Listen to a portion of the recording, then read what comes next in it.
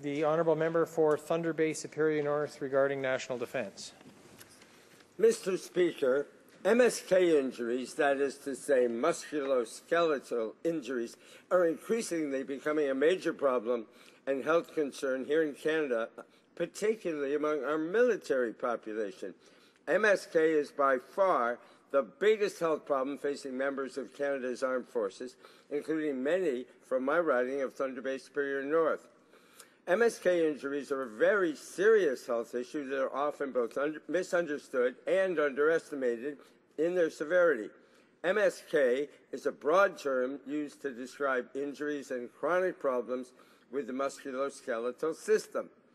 It is currently the second greatest cause of disability in the entire world, according to a newly released study on the global burden of disease. MSK injuries are increasingly common. They are costly, and, Mr. Speaker, they are a significant cause of long-term sick leave and work loss across Canada.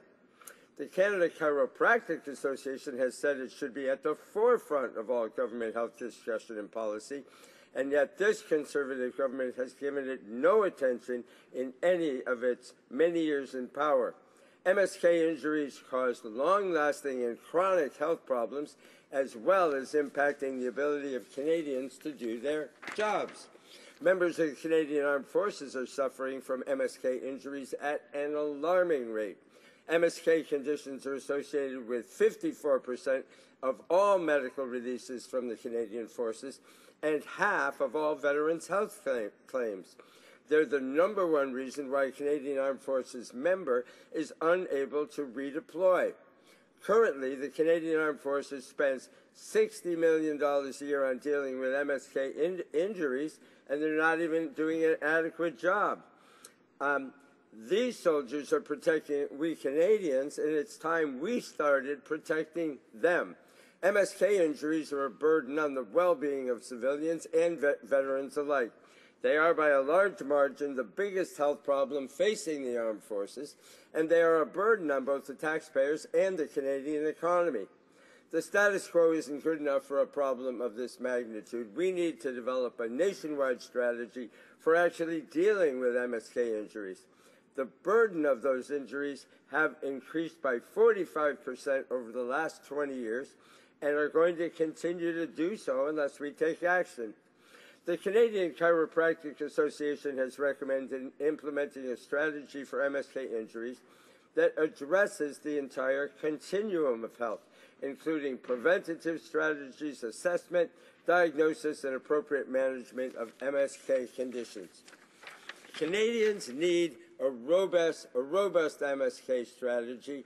Our military needs that has healthcare providers, patients, and government working together to support Canadians, including the military, with MSK injuries from all backgrounds so they can continue to be independent, contributing members of society. And, Mr. Speaker, chiropractic care should be supported not only in Thunder Bay Superior North, but right across Canada by both the federal and provincial governments. Implementing this strategy makes economic sense and political sense. Every dollar spent on relieving MSK will not only ease the lives of Canadians, but will also allow the military to make better use of its resources and make Canada more productive in the long run. It is more of a long-term investment than a short-term cost. Last statement, Mr. Speaker. When will the Conservatives begin giving this problem the attention it deserves, and when will the members of the armed forces actually see action on MSK strategies? Thank you, Mr. Speaker. The Honourable Parliament Secretary. Mr. Speaker, first of all, I want to thank my colleague for bringing the issue of musculoskeletal problems here to the House. As he knows, my background as a chiropractor. I've treated people with musculoskeletal problems through my whole career, and I'm actually in agreement with him. I think that we should have better benefits for chiropractic care.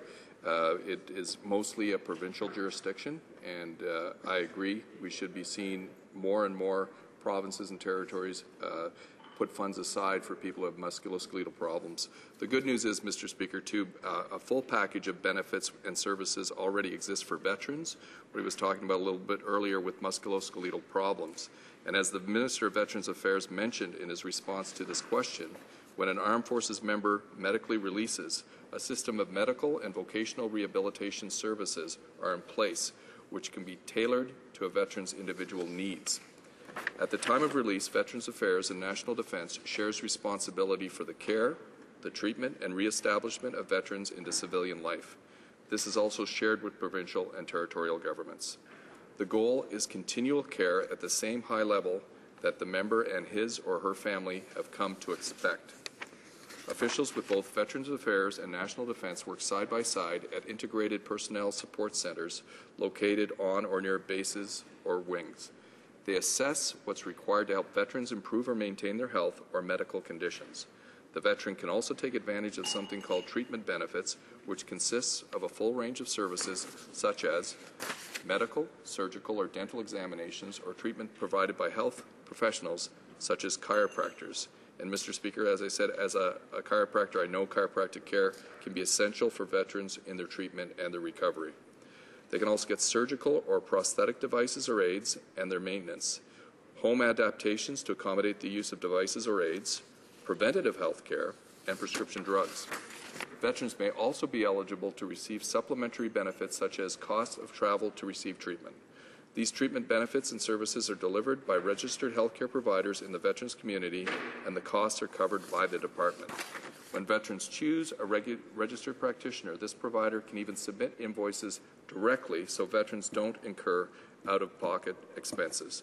The department works closely with other federal and provincial authorities to locate and facilitate access to resources to meet each individual veteran's needs. In fact, Mr. Speaker, the member opposite will be happy to know that there are 35 exceptional registered chiropractors in the Thunder Bay area. And I'm quite confident this large network of practitioners means veterans in the area are being well served in having their MSK injuries professionally and efficiently treated. Thank you very much, Mr. Speaker. The honourable member for Thunder Bay Superior North. Mr. Speaker, MSK injuries are a growing problem in Canada.